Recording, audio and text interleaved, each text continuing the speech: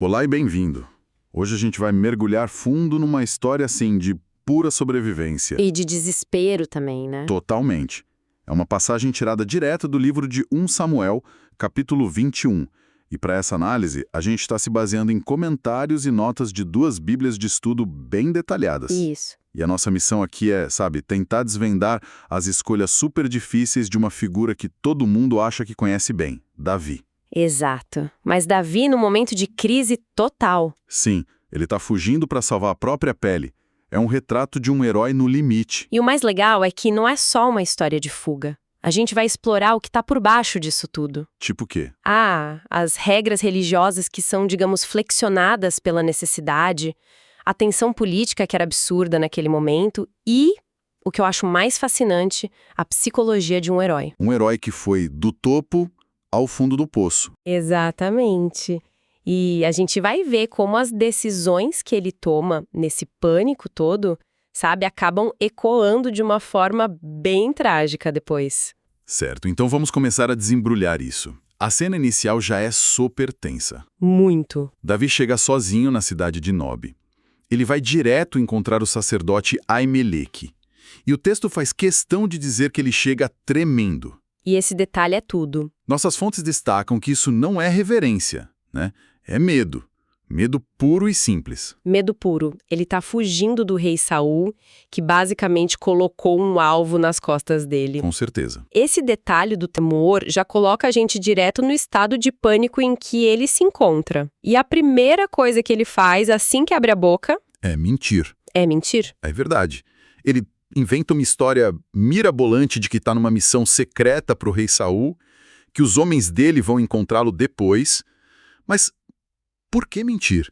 Logo para um sacerdote? Então, essa é a questão central. Se ele chegasse e fosse honesto, tipo, oi, sou um fugitivo, o rei quer me matar, me ajuda. Ele complicaria o sacerdote. Demais. Ele colocaria Aimeleque numa posição impossível. Ajudar um traidor do reino era basicamente uma sentença de morte. Entendi. Os comentários sugerem que a mentira é, claro, para se proteger. Mas é também uma tentativa, talvez meio desajeitada, de proteger o sacerdote. Ele dá uma saída para Aimeleque. Isso. Ele dá uma desculpa plausível. Estou só ajudando um soldado do rei em missão. É um engano calculado, nascido do puro desespero. Faz sentido. E a ajuda que ele pede é bem específica.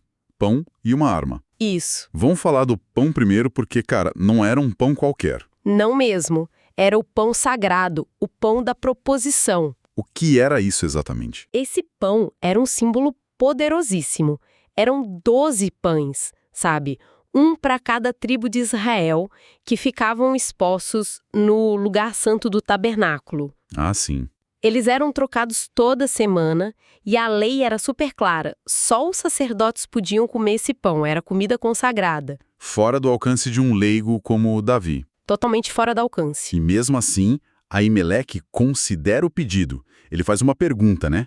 Se Davi e os seus supostos homens estão ritualmente puros. Exato, se eles não tiveram relações com mulheres recentemente. Davi confirma que sim, e o sacerdote entrega o pão. Poxa, isso parece uma quebra de protocolo gigantesca para a época. E é radical. Aimeleque basicamente olha para a situação e decide que a necessidade humana, a fome de um homem, é mais importante que a letra fria da lei cerimonial. Uau. Ele entende que a lei existe para servir a vida e não o contrário. É uma decisão de uma coragem teológica, imensa. E essa história não morre ali, né? As fontes mencionam que esse episódio específico volta a aparecer e num lugar bem importante. Exato. E é isso que é impressionante. Séculos depois, o próprio Jesus, no Novo Testamento, usa exatamente este momento para defender os discípulos dele. É mesmo? Sim. Quando eles são criticados por colher espigas no sábado, ele fala, vocês não leram o que Davi fez quando ele e seus companheiros tiveram fome? Nossa. Ou seja, essa decisão de um sacerdote acuado, lá em Nob, se tornou um dos argumentos teológicos mais importantes da história. Que loucura. Isso dá uma outra dimensão para a cena toda. Ok, pão resolvido, mas ele também precisa de uma arma. Sim, ele está desarmado. Ele diz que saiu com tanta pressa na tal missão do rei que esqueceu a própria espada. E Aimeleque diz que só tem uma arma disponível ali. E aqui a história fica com uma ironia quase cinematográfica. Qual era? A única espada que tem ali é a espada de Golias. Não acredito. A espada de Golias. A mesma que ele usou para virar um herói nacional. A mesmíssima. Que reviravolta absurda, o maior símbolo da glória pública dele vira a ferramenta para sua fuga clandestina. É exatamente isso. A espada estava guardada como uma relíquia, sabe? Enrolada num pano atrás das vestes sacerdotais, tinha um status quase sagrado. E ele pega. Na hora. Davi não pensa duas vezes. Ele diz, não há outra igual, me dê essa mesma. Uau! Na prática, ele está se rearmando com o próprio legado para lutar contra o sistema que antes o celebrava. É um momento muito poderoso. Mas tem um detalhe sinistro no meio disso tudo. Tem. Tem alguém assistindo a tudo. O texto menciona um cara chamado Doeg, o Edomita, chefe dos pastores de Saul. Ele está ali, detido perante o Senhor e vê a cena toda. É o timing perfeito para dar tudo errado. Poxa, que azar. Davi não podia imaginar que o principal capataz do inimigo dele estaria ali justo naquele momento. É uma ótima pergunta. As fontes não o acusam de descuido, mas destacam a ironia trágica. A presença de Doeg é o que os roteiristas chamam de a arma de Chekhov. Se uma arma aparece no primeiro ato, ela tem que disparar. Exato. Doeg é essa arma. Ele vê a mentira, o pão sagrado, a espada de Golias. Davi resolve o problema imediato dele, fome, desarmamento, mas, sem saber, ele acaba de plantar a semente de uma tragédia terrível. E essa tragédia acontece, né? Sim. Mais tarde, é o Doeg quem conta tudo para o Saul. E Saul, num ataque de fúria paranoica, ordena um massacre não só de Aimeleque, mas de todos os 85 sacerdotes de Nob. Nossa Senhora. E de toda a população da cidade. É um banho de sangue. Davi escapa, mas deixa um rastro de destruição involuntário para trás. É devastador, ele escapou, mas a que custo? E agora, com essa espada na mão, que é o símbolo da maior glória dele, ele é um foragido? Um foragido total. Para onde alguém nessa situação iria? É a pergunta de $1 milhão, e a resposta dele é o que torna essa história ainda mais incrível e desesperada. Ele vai para o lugar mais improvável que se possa imaginar. Que é? Gat.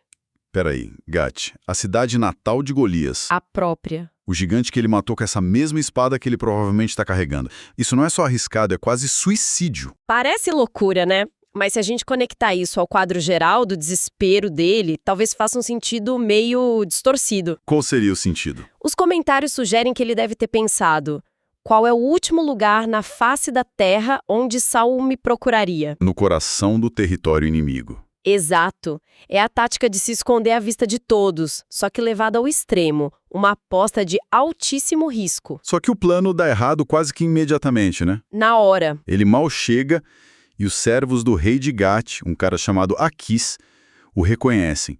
E o jeito que eles falam dele é o que acende o alerta vermelho. Totalmente.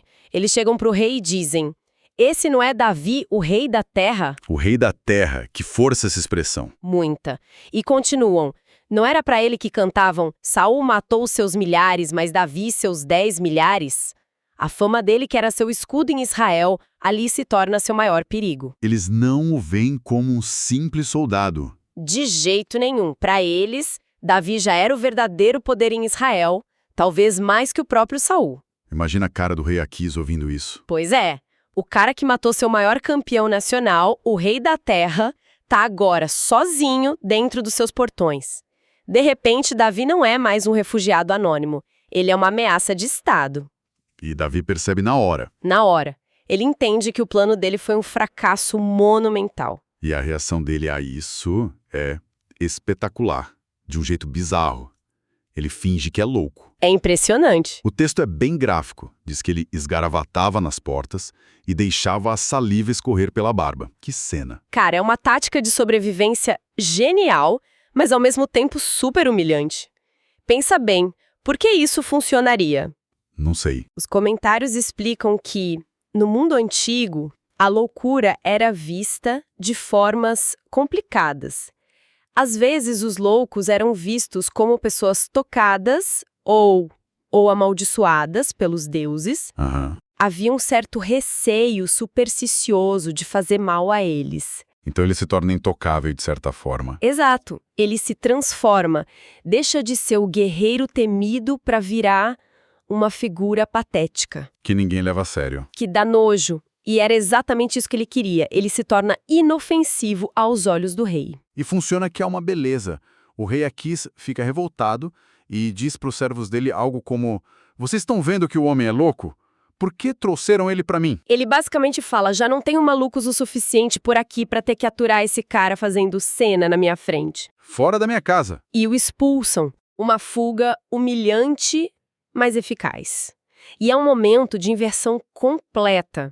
O herói celebrado, o matador de gigantes, Que antes empunhava a espada de Golias com orgulho. agora está se rebaixando a um nível de abjeção total, babando na barba para escapar com vida. Nossas fontes apontam isso como o ponto mais baixo da jornada dele. Ele perdeu tudo ali. O status, a segurança e, naquele momento, até a dignidade. Então, juntando tudo isso que essa passagem toda nos diz, a gente vê um herói despido de toda a sua glória. Completamente. Ele mente, ele causa indiretamente a morte de inocentes, ele foge para o inimigo e precisa se humilhar publicamente para sobreviver. E o que é fascinante, e as fontes ressaltam muito isso, é a honestidade brutal da narrativa.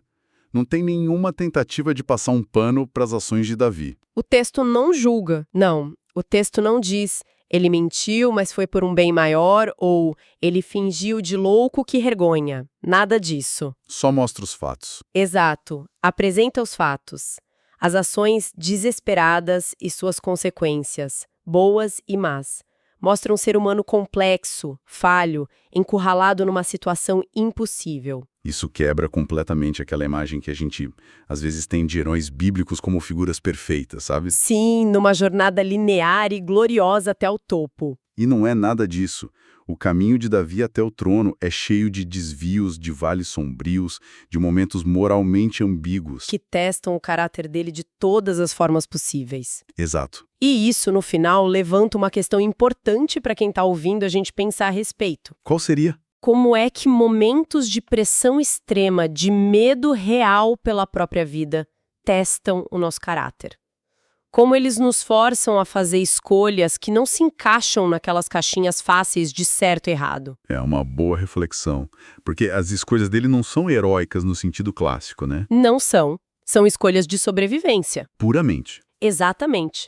A história de Davi em Nob Gat é esse lembrete poderoso de que sobreviver, por si só, já é uma jornada confusa e complicada.